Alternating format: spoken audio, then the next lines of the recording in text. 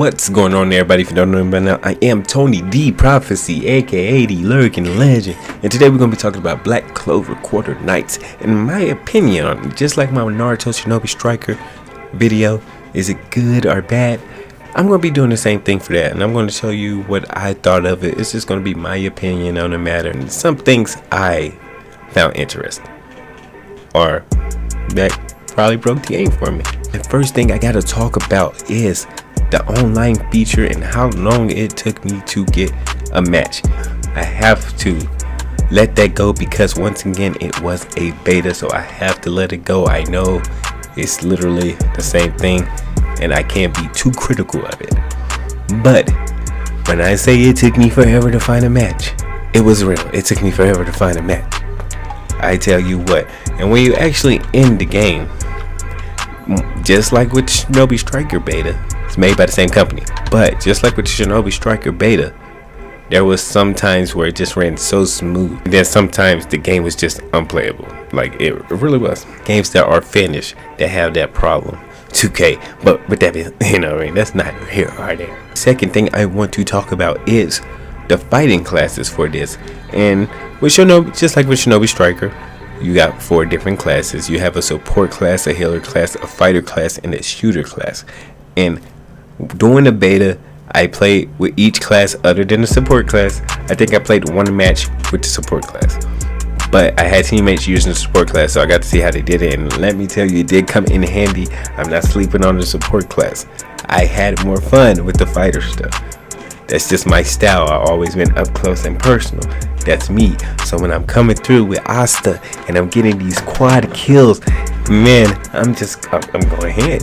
But then again, I had some pretty good matches with Yuno and Yami, so I gotta say I did like the fighters and the shooters a lot. I did fit with them. I went versus healers that changed the whole game, where we lost matches because the healer was really good, or we didn't have a healer because everybody went to pick the same person. But we had stuff like that going on. So the fighting classes does make it different. I do think they do make it different, just like with Shinobi Striker. I know these 2 different games, and I can just keep comparing them. But they 2 different games, 2 different IPs, similar games. It's pretty much how I could put it. But yeah, man, that's pretty much how I thought of the classes when it came to that. Also, once again, we're going to be hitting this topic. This game is a team-driven game, very team-oriented. I had moments where I just, me and our team was going ham. We had moments where me and the team, or the team and I, are going ham. You know, we just could be unstoppable. It's not really a team there, and they all running out on their own, or they letting me get jumped because I'm trying to attack an objective, and they don't really care about the objective and stuff like that. So I will let you know again, bring a team. If you think you and your friends are going to get it, then definitely. Since it has a story mode, I would assume it has a single player mode, but since we was doing online and online rank, that's the only thing I got a gyps of. So with that, that's all team based. I don't know if they're going to add any free fall or anything like that. Next thing I want to talk about is the stages.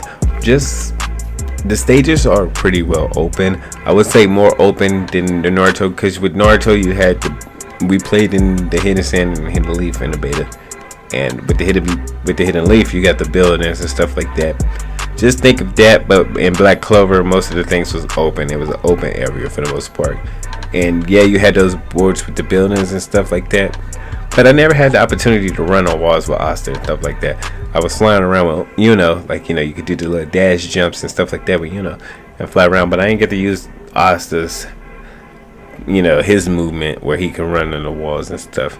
And they had like 3 different styles. Like when you're loading out, you could pick 3 different things, like 3 different classes. Like I think it was like a saw, or if you wanted to go in, it just depends on. It's just telling you how you would come out, like how your fighting styles would change. Like you'd be more of a saw person, or more. It just depends. It was a cool. Okay, so you had a deck selection, and with the deck selection, you have a standard, spirit, and a saw, and I'm going with that. That was from when I was playing with Yami.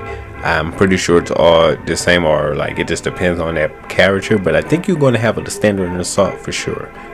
Not sure it's like the second one to be Spirit or anything like that.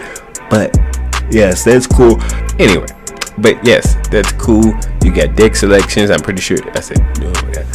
You got a deck selection, and with that, I'm pretty sure you can add cards or something like that. I would assume we didn't get to use it. Well, at least I didn't get to use it. I didn't know, you know what I mean, how to use it until the actual game come out. So I didn't think that was a thing. But yeah, we got decks in this game for your character loadout. Of an impact or anything like that, but at the end of a match, you had this star system, which I found fun, really dope, because it kind of shows like your team, you as a group, each one of you have a vote, and you could either vote for yourself or vote for somebody else if you think they did a really good job on a mission and stuff like that.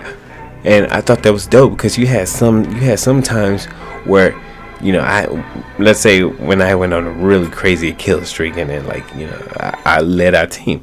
I had a few times where the whole team would vote for me, and I had all the stuff, you know what I mean? I was like, oh man, that's cool.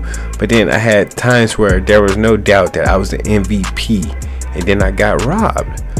I mean, that sounds familiar, don't you think? But yeah, they vote for somebody else that didn't even do that. They had 0 kills and stuff like that, and they just giving the stars like, yo, nah, F this guy on our team. He don't deserve them.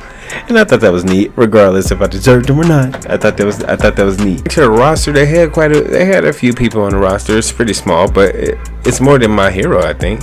And then they keep announcing people too. We're gonna see more of that. And yeah, so overall, my thoughts on the game was I had a fun time. I will play it. I will get it. But it's not a priority to me, because it's literally the same game, different IP to me with Shinobi Striker, other than the fact that you could create your own Shinobi, which Naruto has the edge of. But, you know, they both like Bankai Namco, and they both going to make money. So, I mean, I think they both going to play, and I definitely play both of them.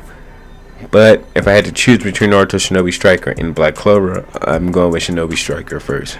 Not saying that I didn't have fun with Black Clover, because I had a blast with Black Clover when I did have fun matches. Like when I had those matches, that was just outrageous. I'm Tony D Prophecy, aka the Lurking Legend. Make sure you push that like button if you like it, that dislike button if you dislike, and if you rock with your boy, you already know what to do.